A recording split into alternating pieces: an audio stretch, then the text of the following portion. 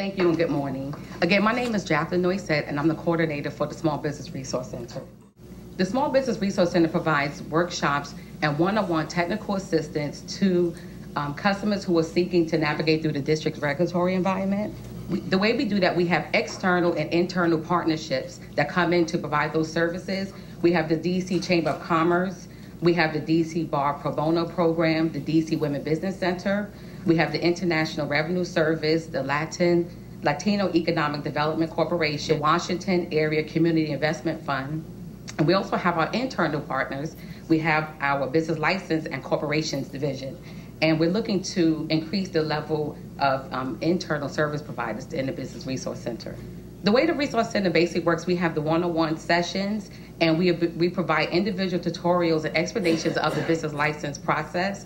We also provide individual reviews of the application packages to ensure that customers are applying for the correct business license and the corporate and or trade name registration. And we also provide step-by-step guidance of what customers need to do next in the process. Since the official launching of the Resource Center as of October 31st, we've had 106 customers who attended 150 sessions. Of that, 13% obtained a business license and 11% registered with corporations, totaling approximately 25%. How to register for the sessions is available online by appointment only, and the website is http://dcraecenterdirect.com. Looking at our ongoing and future objectives, we're looking to increase the level or the number of service providers.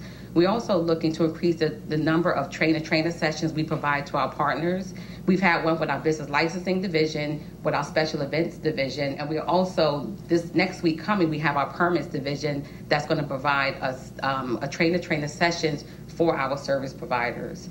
And also we're looking to increase our group workshops.